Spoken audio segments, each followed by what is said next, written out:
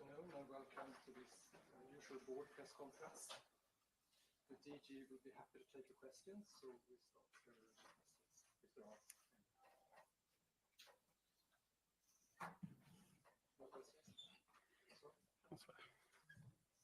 François Murphy from Reuters. Hi, DG.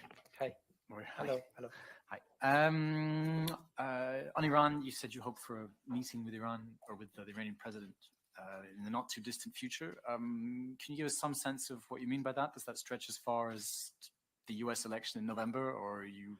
No, hopefully before that. Yes, okay. Before that. And could you give us maybe a description?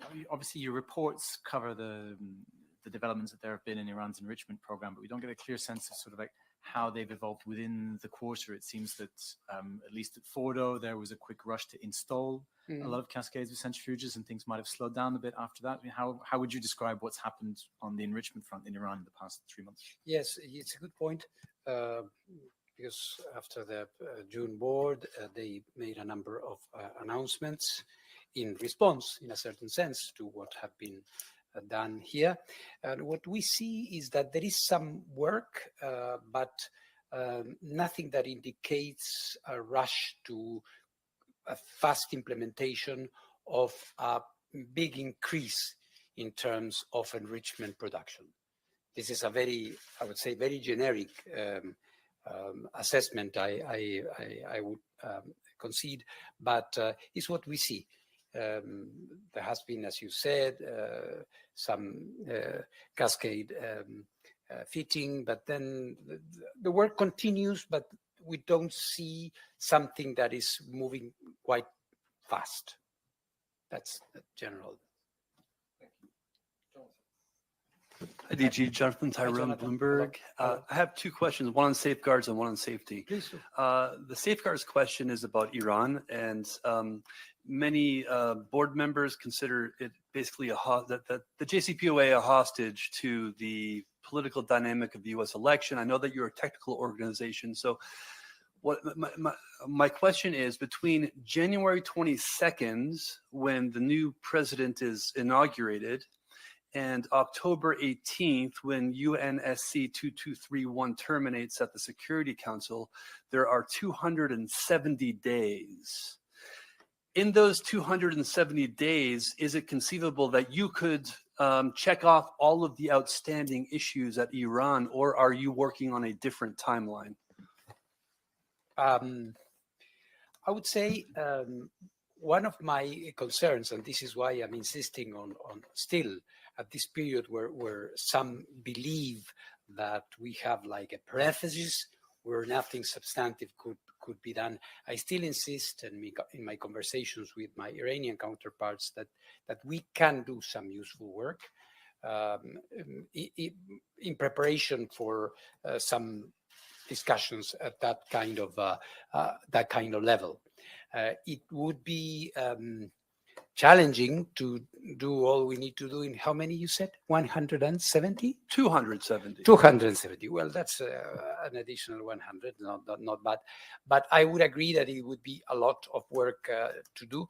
I think it would be important, even if we don't complete all that work, to have a serious process ongoing where we are getting results, and that requires less than 270.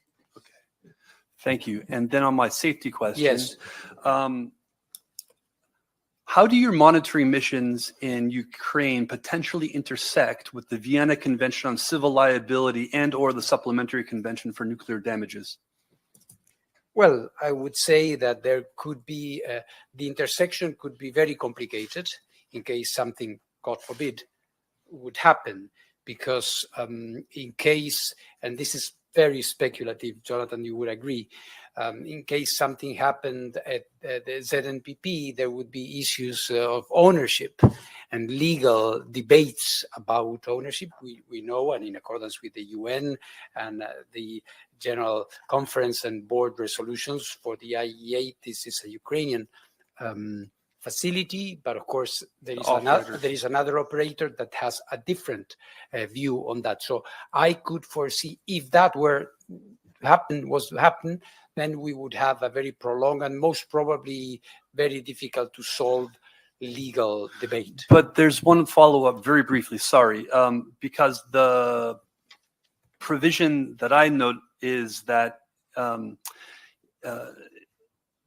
there has to be a proven direct, if the incident is directly due to an act of armed conflict, then the provisions of the convention do not kick in. But of course, your monitors are there. So what gives you the confidence that in the event of nuclear damage, your monitors will be able to distinguish between an armed attack and operator negligence?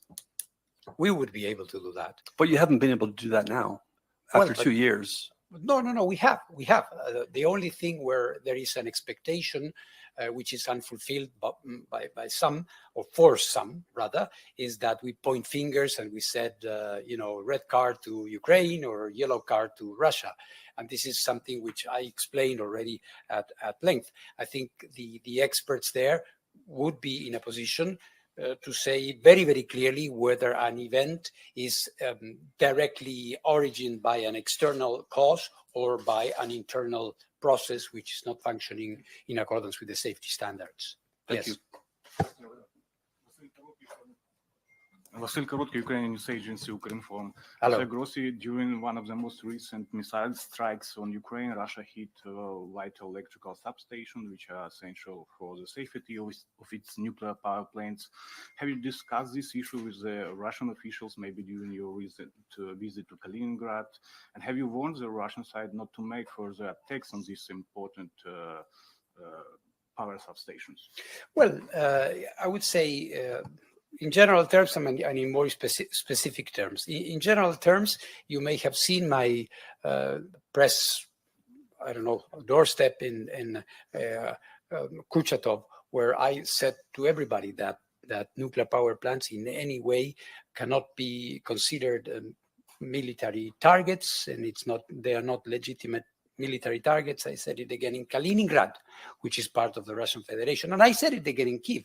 So for me, there is really no ambiguity about that. When it comes to particular missile strikes here or there, it depends on where this is, how it happened, and so on. You may have heard that we are now working on looking more closely as a result of my recent visit to Kyiv and my conversations with President Zelensky. We are working more closely on the subcritical substations, which are critical, substations which are critical to the external power supply of the 3 operating nuclear power plants. Question over there. Yes, sir. In your assessment, what are the greatest risks that the power stations in Kursk or Zaporizhia are facing right now, and what, in your view, is the role the IAEA could play? Well, the role of the IAEA is to try to ensure that the safety and the security of any nuclear power plant in the world is not compromised. These cases are different, and I think we should be clear that Zaporizhia and Kursk are different cases. The common denominator, hence our presence there or our work there, is that there could be an issue of nuclear safety and security which could be compromised. In the case of Zaporizhia, well, you've been following this for 2.5 years. It's a nuclear power plant which is very close to the combat zone. It's a nuclear power plant which has been shelled. It's a nuclear power plant who has had 8 complete blackouts, and it's a power plant whose one of the cooling towers has been burned, not down yet, but it's completely burned inside. You may have seen the footage and myself inside. So there has been a lot in terms of the physical integrity of this facility. In the case of Kursk, it's different. It's an normally operating plant in the Russian Federation, which has become close, or military action or incursion has come closer to it around 30 kilometers. I was also shown, as I said last week, when I was visiting the week before, when I was visiting Kursk, I was also shown some indications of impact projectiles that may have impact Kursk. So the two cases are relevant. This is why we are involved. In the case of Zaporizhia, is a deeper involvement, is a permanent involvement, is an involvement that includes assistance and support. And in the other case, it has been an observation of a situation that seemed to be going a little bit out of hand. We are monitoring that. We're seeing what may happen. So we will be you will be seized with the situation, and in case something happens, we hope not, we will try to contribute. Hello, Albert Otti, DPA, German Press Agency. Director General, I have a follow-up to Francois' question. Do you hope or do you plan to meet the Iranian president during the General Assembly? Not General Assembly, in New York, I mean. No, that's not the idea. That's not the idea, okay. No. Any further questions? Just briefly on the Iran subject again, EU Commissioner Borrell was meeting with Mr. Arachi. How much are you involved in a subsidiary level? We exchange information, of course. The EU colleagues are very close to us, and we are always comparing notes. Although our processes at this point are quite different. There's no process going on at the level of the former partnership that used to exist, which is very improbable to be reconstructed, at least in the way that it happened in the past. In our case, what we are trying to do, as I was mentioning in your previous question, we are trying to preserve the basic conditions in terms of information and visibility to facilitate the move for further diplomacy. Would that be the case, which we all hope? Yeah, sorry, just to make sure of something. The idea of a comprehensive report was mentioned in the last resolution on Iran, saying that may be necessary. What would it take to trigger a comprehensive report? Would it take another resolution calling for one, or would you take it upon yourself to produce one? Frankly, I'm not planning for that. I think we are. We take note of everything that was indicated in that resolution. We are, in real terms, providing this, and we did have a comprehensive assessment on the different locations in one of my past reports. My approach is to try to solve issues now and not to have a perspective of a somehow punitive action at some point in the future. My idea is to try to make the cooperation work now and to take steps so that we can have some clarity, which is badly needed. So we will see. I think the next few months we'll have a number of events that will allow us all to see more clear. Hi, maybe last question regarding of Iran. As you know, the Arakchi is the new foreign minister of Iran. You know the Arakchi. You worked with him before. Is it a positive sign, the outstanding issues between Iran and the agency to get better way to solve or a good answer to find it together?